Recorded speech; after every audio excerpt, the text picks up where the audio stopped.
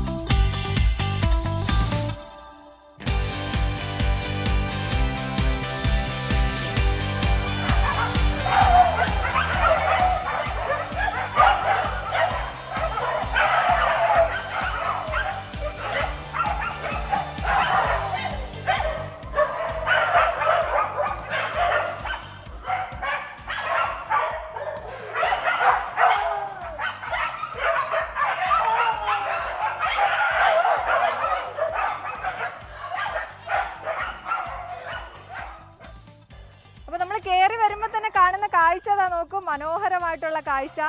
Notice pet സാങ്ച്വറിയുടെ മേൽനോട്ടക്കാരിയാണ് Sangeetha Iyer. Hello ma'am. Hi. Hi. ഇതാരാണ്? നമ്മൾ നായ തൊട്ട കൈയാണ്. ഒരു കുഴപ്പമില്ല. ഇതാരാണ്? ഇത് ബ്ലാക്കി. ബ്ലാക്കി പാവാണോ? എന്താണ് ബ്ലാക്കിയുടെ പ്രത്യേകത? ബ്ലാക്കി നമ്മള് ഈ സെന്റർ മുഴുവനും തുടങ്ങാൻ പ്രേരിപ്പിച്ച ഒരാളാണ്. നമ്മളുടെ ആദ്യത്തെ റെസ്ക്യൂ ആണിത്. നമ്മുടെ വീട്ടിൽ തന്നെ മഴവെള്ളത്തില് ഒലിച്ചു വന്ന ഒരു കുഞ്ഞാണ് ഈ ബ്ലാക്കി. സോ നമ്മുടെ അടുത്ത് ഇപ്പൊ 7-8 വർഷമായി. നമ്മൾ തുടങ്ങിയപ്പോ തൊട്ട് 2017 തോന്നുന്നു ഞാൻ ഇവനെ റെസ്ക്യൂ ചെയ്ത് റെസ്ക്യൂ ചെയ്ത്. അത് എന്താ പറയാ, അവൾക്ക് എന്താ അറിയോ, അല്ല ഈ ക്യാമറ കാണുമ്പോ ബ്ലാക്ക് കറുപ്പ് സാധനം കാണുമ്പോൾ ഒരു പേടി. അതാണ് പേടിയാണ്. അപ്പം ഈ പെറ്റ് സാങ്ച്വറിയെ കുറിച്ച് തുടങ്ങുകയാണെങ്കിൽ എന്തായിരുന്നു ഇതിന്റെ ഒരു തുടക്കം എന്ന് പറയുന്നത്? തുടക്കം എന്ന് പറയുന്നത് വിടണോ? നമ്മള്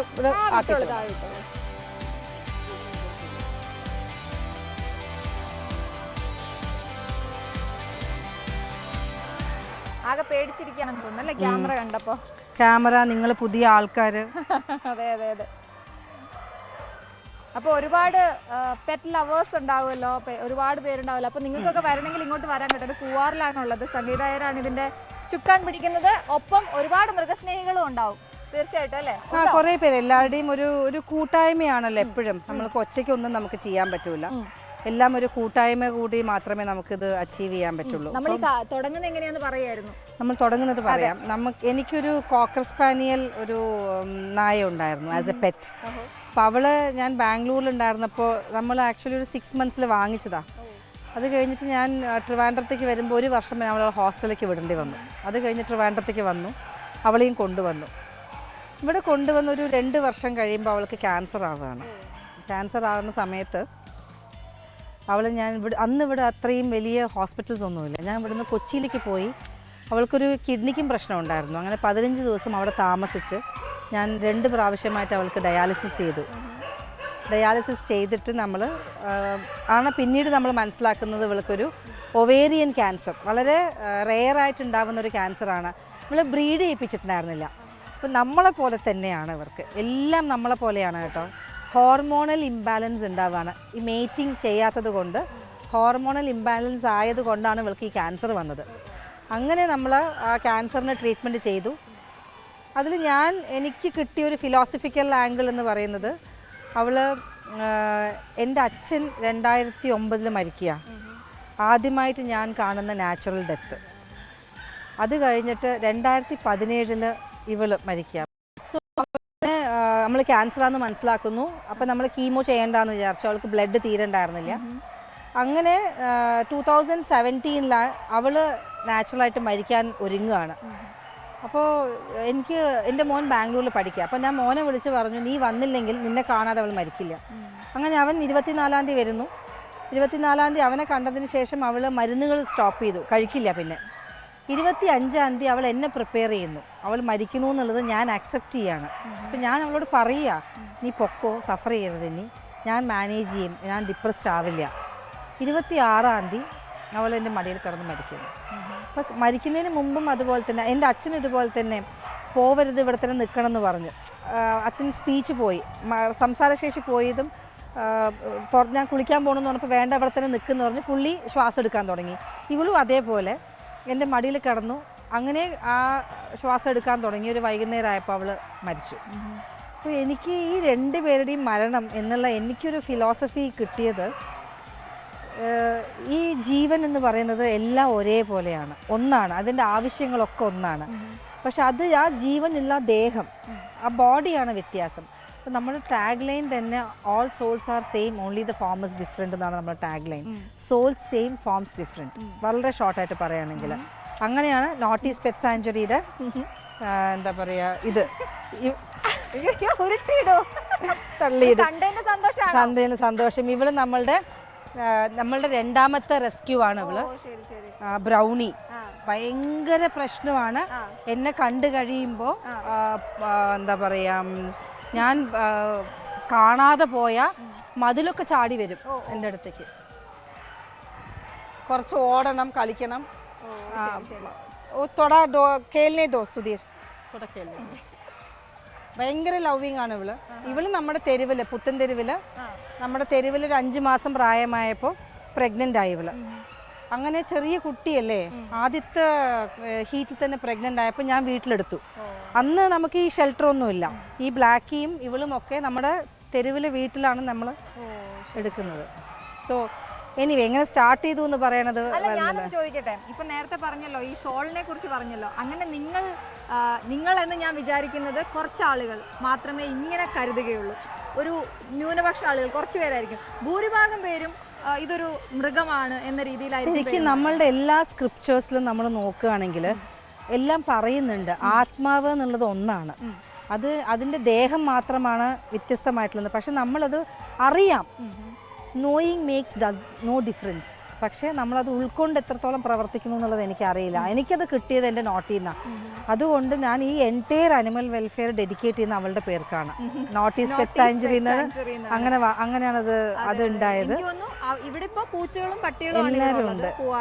ഇവിടെ പൂച്ചയും പട്ടിയും. എത്ര പട്ടികളാണല്ലോ നമുക്ക്? ഇവിടെ ഒരു 100 നായ്ക്കുട്ടികളുണ്ട്. 100 നായ്ക്കുട്ടികളുണ്ട്. പൂച്ചകളാണെങ്കിലോ ഒരു 10-15 പേരുണ്ട്. 15 പേര്. അപ്പൊ നമ്മളിത് ഇവരെല്ലാം തെരുവിൽ നിന്ന് കിട്ടിയവരാണ്.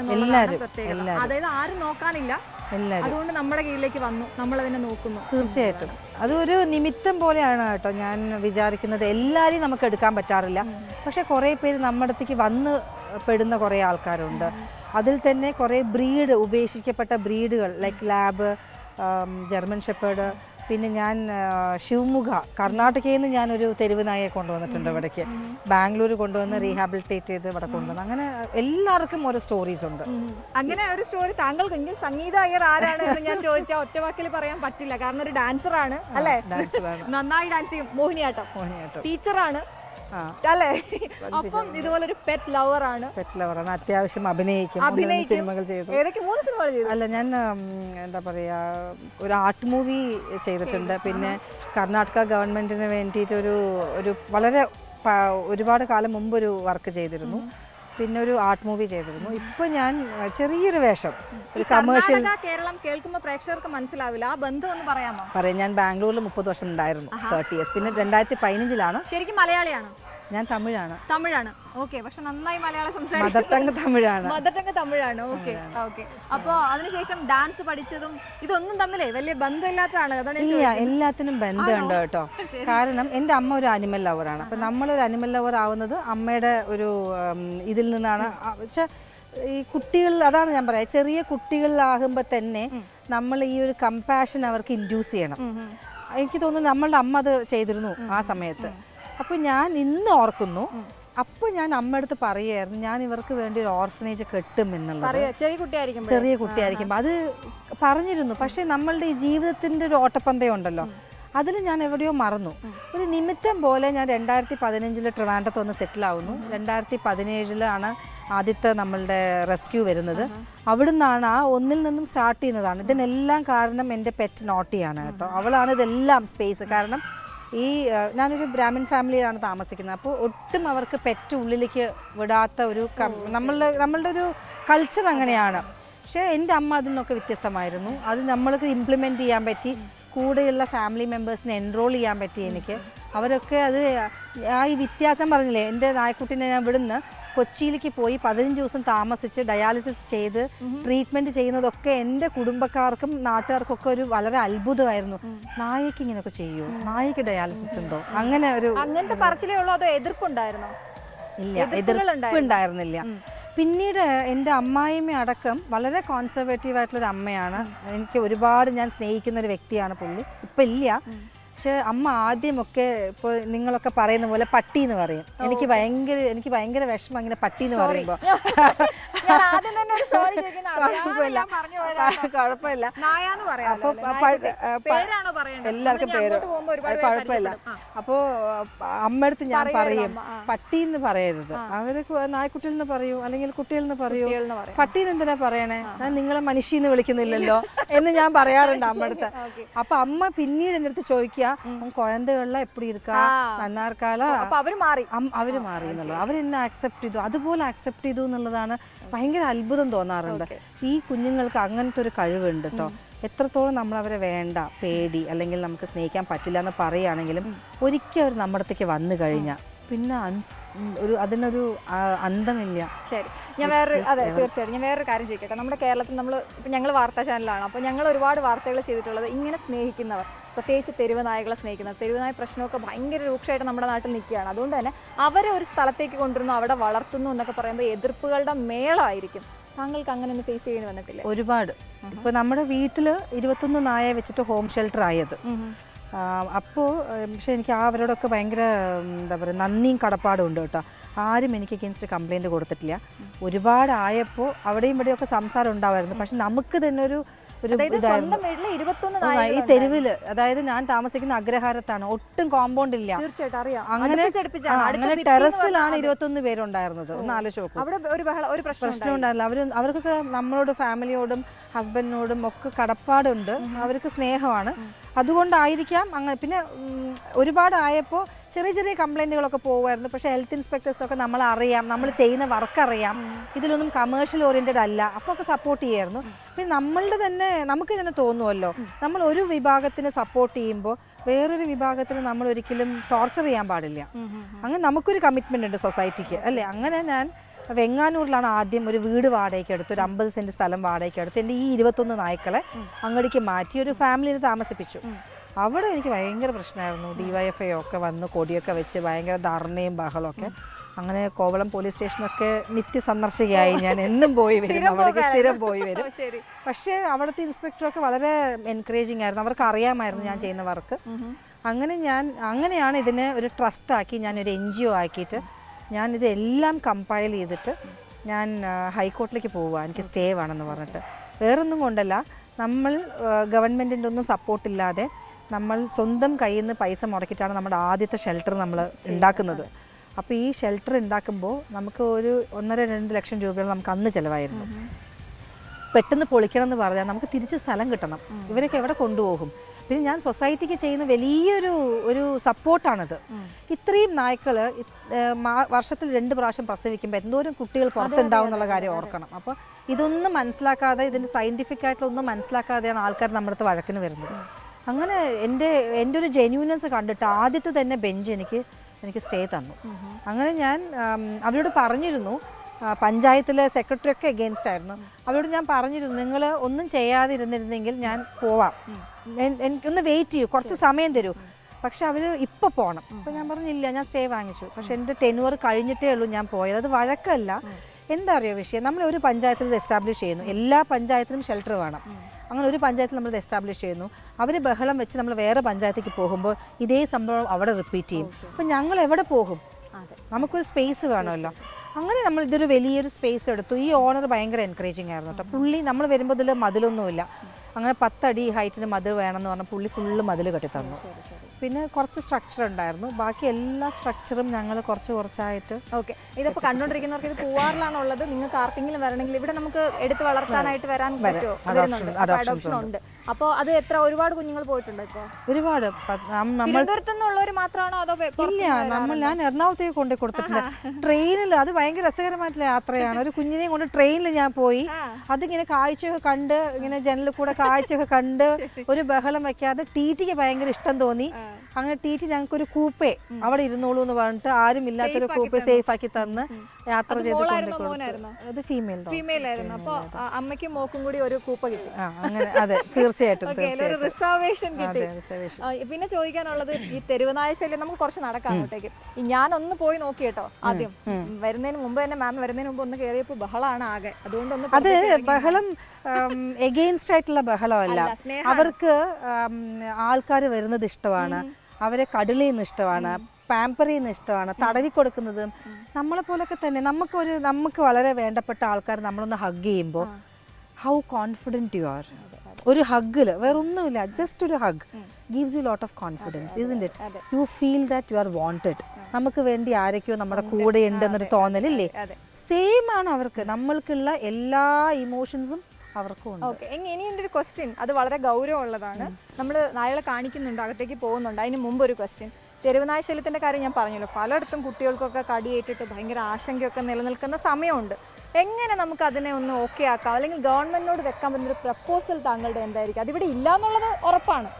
അങ്ങനെ ഒരു സുരക്ഷിതത്വം അവർക്കോ നമുക്കോ ഇല്ല എന്നുള്ളത് ഉറപ്പാണ്. കാരണം ദിവസവും നമ്മൾ ഈ വാർത്തകൾ ഇങ്ങനെ കേട്ടോണ്ടേയിരിക്കുകയാണ്. ചെറിയ കുഞ്ഞുങ്ങളെയൊക്കെ പട്ടികൾ കടിക്കുന്നതൊക്കെ നമ്മൾ കാണും. ഞാൻ പറയുന്നത് ഒറ്റപ്പെട്ട സംഭവങ്ങളാണ്.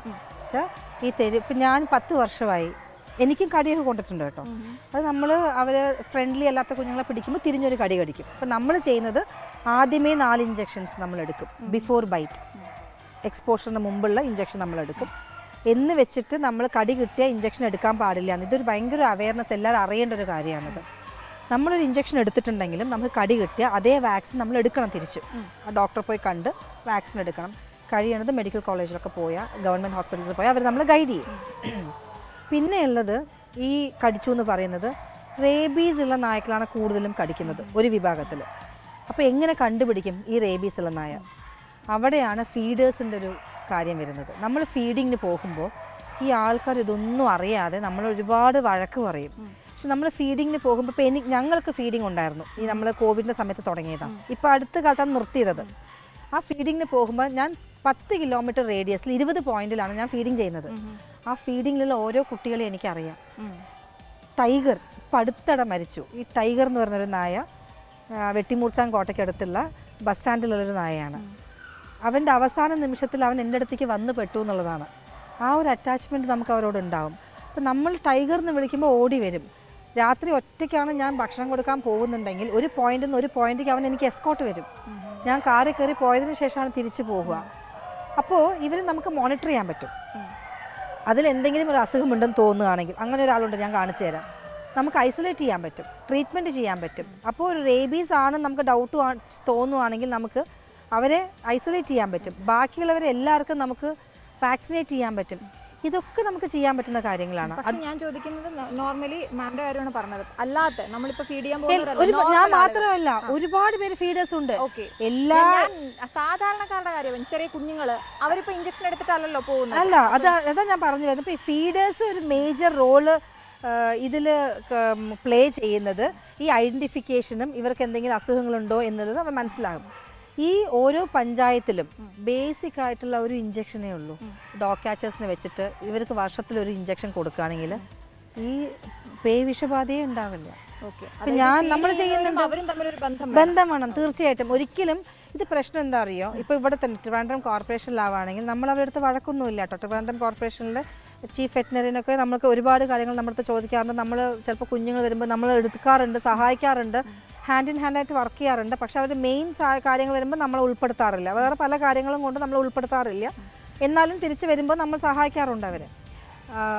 ഈ ട്രിവാൻഡ്രം കോർപ്പറേഷനിലെ ആൾക്കാർ തന്നെ നോക്കുകയാണെങ്കിൽ അവർ ചെയ്യുന്നത് ഒരിക്കലും ഈ NGOസുമായിട്ടും ഒരു ബന്ധം ഉണ്ടാക്കിക്കൊണ്ടല്ല വർക്ക് ചെയ്യുന്നത്.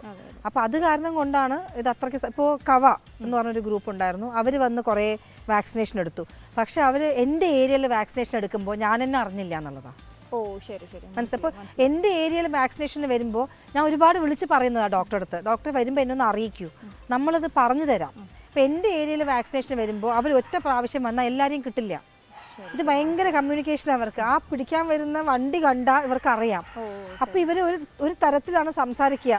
ഒരു സൗണ്ട് ഉണ്ടാക്കുമ്പോൾ ബാക്കി എല്ലാവരും ഒളിഞ്ഞു പോയി എവിടെയെങ്കിലും ഇരിക്കും. പക്ഷെ നമ്മളുടെ കൂടെ വർക്ക് ചെയ്യുമ്പോൾ ഫ്രണ്ട്ലി ആയിട്ടുള്ള ആൾക്കാർ നമുക്ക് പിടിച്ചു കൊടുക്കാൻ പറ്റും. അതല്ലെങ്കിൽ ഇപ്പോൾ ഒരു 11 പേര് അല്ലെങ്കിൽ ഒരു 5 പേരുള്ള സ്ഥലത്ത് വരികയാണെങ്കിൽ 2 പേരെ കിട്ടിയ ഇനി 3 പേരുണ്ട്. അപ്പോൾ തിരിച്ച് 2ാം പ്രാവശ്യം വരേണ്ടി വരും. ഒരു എഫേർട്ട് എടുക്കണം ഇതിന്. ഹാൻഡ് ഇൻ ഹാൻഡ് ആയിട്ട് വർക്ക് ചെയ്താൽ മാത്രമേ ഇത്. ഇപ്പം എത്ര വർഷമായി നമ്മളിങ്ങനെ നായകളെ? 10 years. 10 years ആയി. 10 yearsൽ ഞാൻ പെട്ടെന്ന് ചോദിച്ചാൽ ഏറ്റവും വേദനിപ്പിച്ചത് മോശമായിട്ടുള്ള അനുഭവം എവിടെ നിന്നായിരിക്കും ഉണ്ടായത്? എന്തായിരിക്കും? അങ്ങനൊരു മനസ്സിനെ വേദനിപ്പിച്ച ഒരു അനുഭവം ആളുകളിൽ നിന്ന് നമ്മളൊട്ടും പ്രതീക്ഷിക്കാതെ. അത് ഇപ്പം നമ്മുടെ കൂടെ തന്നെ, പേരൊന്നും ഞാൻ പറയുന്നില്ല, വേണ്ട, നമ്മളുടെ കൂടെ തന്നെ ഇപ്പം ഞാൻ നിങ്ങളോട് എങ്ങനെ സംസാരിക്കുന്നു ഇതുപോലെ നിത്യം നമ്മൾ രാവിലെ വിളിക്കും, നമ്മൾ ഷെൽട്ടറിൻ്റെ കാര്യങ്ങൾ, അപ്പോൾ ഹോം ഷെൽട്ടറാണ്, എല്ലാ കാര്യങ്ങളും പറയും, അവർ നമ്മുടെ അടുത്ത് എല്ലാ കാര്യങ്ങളും പറയും. അങ്ങനെ ഉണ്ടായിരുന്ന വ്യക്തി പെട്ടെന്ന് എനിക്കൊരാൾ എൻ്റെ അടുത്ത് വിളിച്ച് പറയുക, നിങ്ങൾ സംസാരിക്കുന്ന നിങ്ങളുടെ ആൾ തന്നെയാണ് അമിക്കസ് ക്യൂറി വന്നപ്പോൾ നിങ്ങളെക്കുറിച്ച് വളരെ മോശമായിട്ട് പറഞ്ഞു. അപ്പോൾ എനിക്ക് വളരെ ഷോക്കായി. കാരണം ഒരു വലിയ വിഷയം ഉണ്ടായല്ലോ ട്രിവാൻഡ്രം വണ്ടിത്തടത്ത് കുറേ നായ്ക്കളെ കുഴിച്ചുമൂടി എന്നുള്ളൊരു വിഷയത്തിൽ ഭയങ്കര പ്രശ്നം ഉണ്ടായപ്പോൾ അമിക്കസ് ക്യൂറി വന്നിരുന്ന സമയത്ത് കോർപ്പറേഷൻ ഡോക്ടർ പറയുകയാണ്, അപ്പോൾ അമിക്കസ് ക്യൂറി ചോദിച്ചു നിങ്ങൾ കുഞ്ഞുങ്ങൾ വന്നാൽ എന്ത് ചെയ്യും? അപ്പോൾ പറഞ്ഞു സംഗീത മാഡം ഉണ്ട് ഇങ്ങനെ നോട്ടീസ് പെറ്റ് സാഞ്ചുറി, അവരാണ് നമുക്ക് വേണ്ടിയിട്ട് കുഞ്ഞുങ്ങളൊക്കെ അഡോപ്ഷന് കൊടുക്കുന്നതെന്ന് പറഞ്ഞപ്പോൾ എൻ്റെ കൂടെ എൻ്റെ അടുത്ത് എന്നും സംസാരിച്ചിരുന്ന വ്യക്തി അതൊരു റെക്കഗ്നൈസ്ഡ് ആയിട്ടുള്ളൊരു NGO അല്ല എന്ന്. അപ്പം ഞാൻ വിചാരിക്കും നമുക്ക് ശത്രു നമ്മൾ തന്നെയാണ്. മനസ്സിലായോ? എപ്പോഴും ഞാൻ ചിന്തിക്കുന്നതാ, പലരും പറയും നമുക്ക് ഷെൽട്ടർ തുടങ്ങണം എന്ന് പറയുമ്പോൾ ഞാൻ അവരോട് പറയുന്നത്, നിങ്ങൾ ഓരോരുത്തരും ഷെൽട്ടർ തുടങ്ങല്ലേ, എല്ലാവരും ഇപ്പം നമ്മൾ തുടങ്ങിയിട്ടുണ്ട് ഓൾറെഡി. ഇതൊന്നും എൻ്റെ എന്ന് ഞാൻ പറയുന്നില്ല, ഇതൊരു സോഷ്യൽ പ്രോജക്റ്റാണ്. ഇതൊരു സെക്കൻഡറി ലീഡേഴ്സിനെയും 3rd ലൈൻ ലീഡേഴ്സിനെയും കണ്ട് ഞാൻ ഏൽപ്പിക്കേണ്ട ഒരു പ്രോജക്റ്റാണിത്.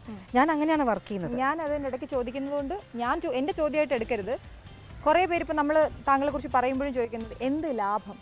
എക്സാക്ട്ലി, അതൊരു വലിയ വിഷയമാണ് കേട്ടോ. എൻ്റെ അടുത്ത് ചോദിക്കാറുണ്ട് ആൾക്കാർ, നിങ്ങളിതിപ്പോൾ നടത്തിയിട്ട് എന്താണ്? ഇപ്പോൾ ഇവിടെ വന്ന് കണ്ടാൽ അറിയാം നമുക്ക് ഒരു ലാഭവും ഇല്ലാന്ന്.